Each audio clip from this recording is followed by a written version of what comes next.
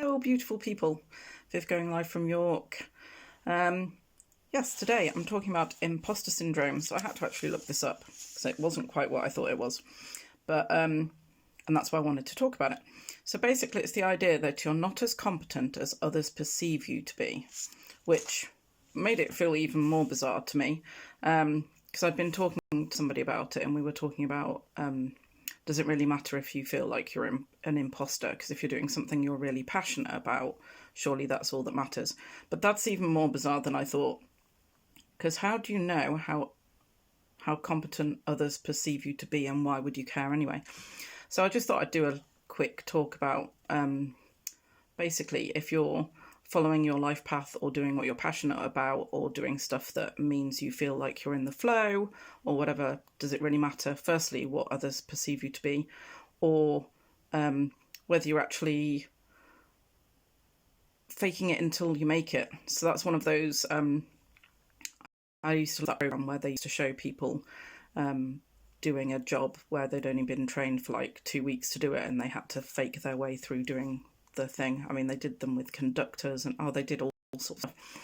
So my main thing that I do when I'm doing my shamanic work, or even some of my sort of spiritual oils work, is to make people feel empowered and more themselves and have more of their power with them in them. And I think so for me, when I start thinking about feeling like I'm a fraud or a fake or an imposter or any of those things, it's not something that really resonates with me anymore, because I've done quite a lot of that sort of soul retrieval, power retrieval work.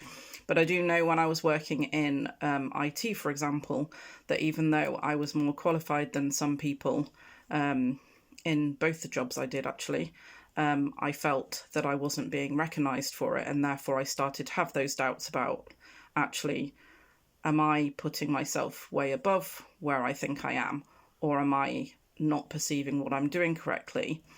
And then not acknowledging that I was worth more than I thought I was.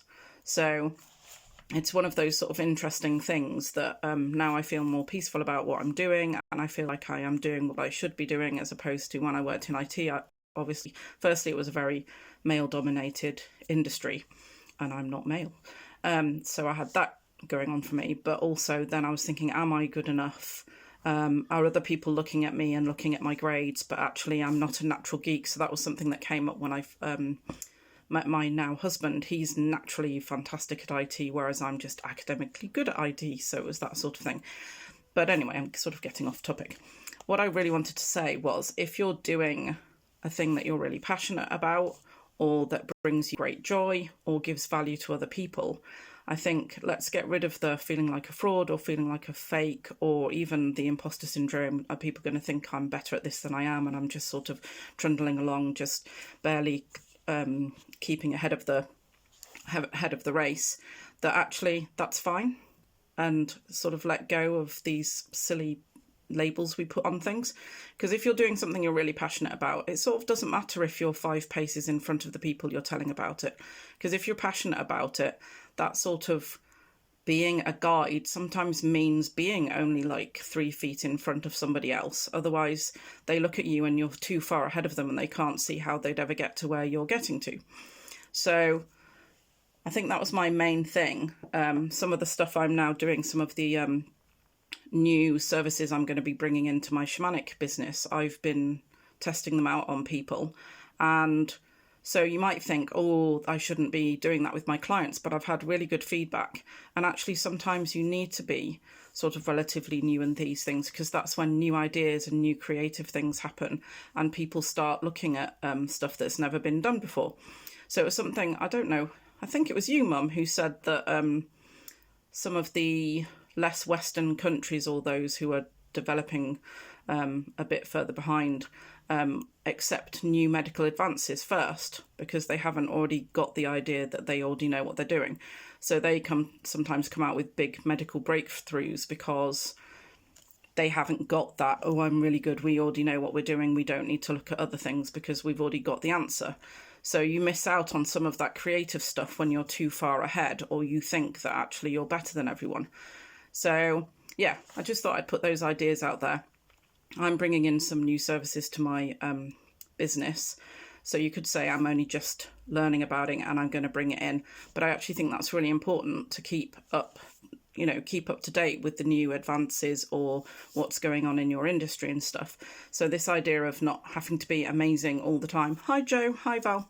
Having to be amazing all the time and feel like you're a fantastic expert and you know everything that's going on, and you can't say you're an expert until you've read everything and done everything, I just think is rubbish.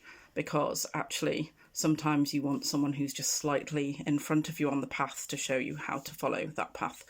So I just thought I'd put that out there. I'd love to know people's thoughts on that.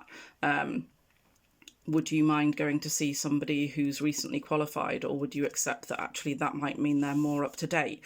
Would you go and see somebody who hasn't updated their skills for years and years and years? Maybe you would, because they've got like experience. But I think everybody should have a break at doing what they're doing, and you can always tell if somebody's resonating with joy over what they do as a business or what they do as a hobby and stuff like that. And I think that's actually more important, whether you resonate with somebody, whether you feel a connection with somebody, and whether you know that they're just brimming with enthusiasm and joy and they're totally in the flow when they're talking to you about either what they do with their business or hobby or what they're passionate about, etc., etc. So I just thought I'd put that out there because I'd had an interesting discussion with someone, and I always like to share with all of you lovely people what is going through my brain. So yeah, that's all I had to say. Lovely to see so many of you on live. I'd love to know what your comments are. I'd love to know if you're watching this on replay. Feel free to share it with anyone. And if you want to know any of the new stuff I'm bringing into my shamanic business, please get in touch.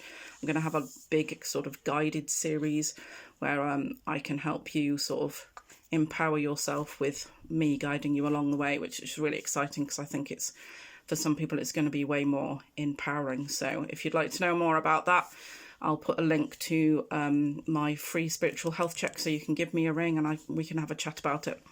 Okay, lovely people, remember that you're all fantastic, amazing people. Don't let any imposter syndrome or anything stop you from being your amazing, beautiful selves, whether that's in your business or in your hobbies or in your conversations with people. And take care, everybody. See you. Bye.